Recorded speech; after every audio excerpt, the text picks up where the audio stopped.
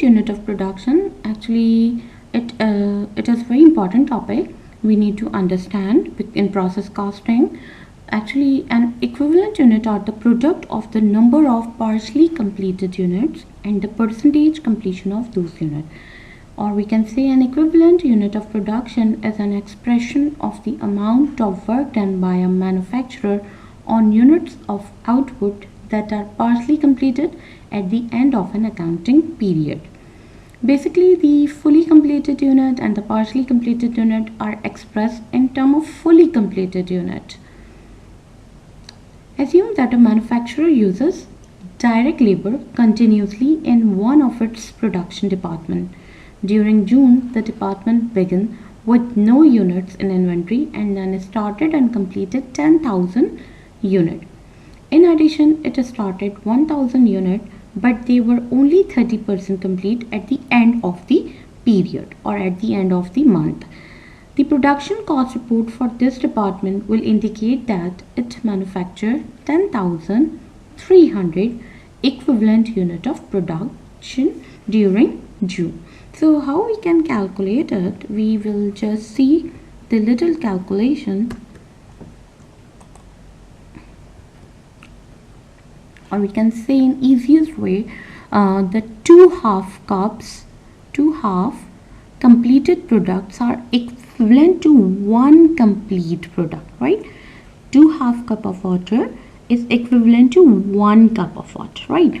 So if we have 10,000 units which are equal to 70% complete, are equivalent to 7,000 complete units. So at the end of the period in WIP we have inventory, right? So that inventory is completed as 70%. So we will calculate this 70% from this particular unit. So 10,000 multiplied by 70%, it means 7,000. We have 7,000 complete unit at the end of the period.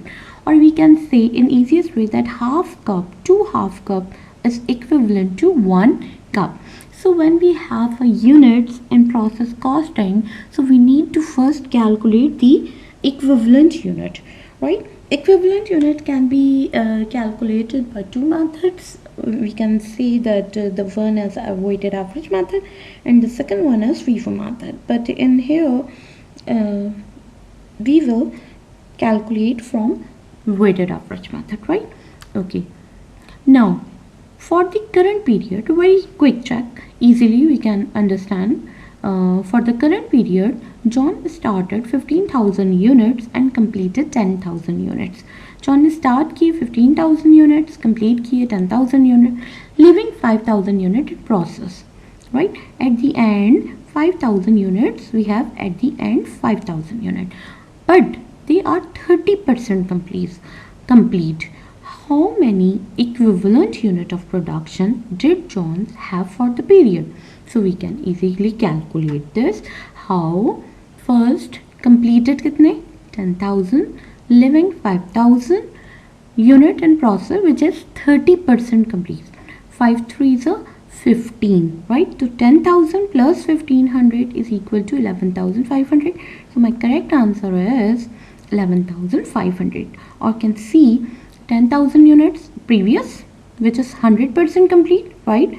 It is not shown here that this completed unit in term of percentage, right? So we will take it as 10,000 unit, right?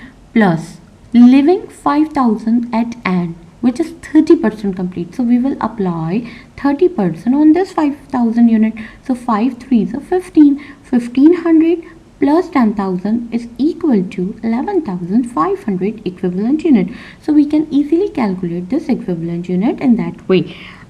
Further, we will explain the equivalent unit of production through the weighted average method, right?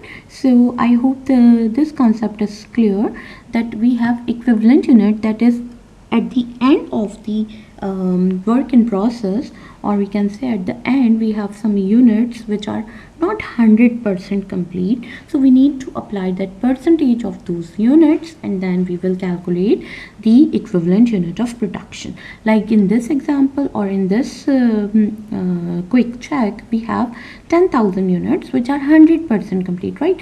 This is completely complete unit, right? There is no mean 100% complete, right? And 5,000 which is 30% complete, mean we need to calculate the complete unit from this 30%, right? So 5 3s are 1500, right, plus 10,000, so we will calculate 11,500 is the equivalent unit of production. This is a very important concept, again I am telling you, in the process costing. So until and unless we don't know about it, we can't do the process costing, right? So I hope you understand, right?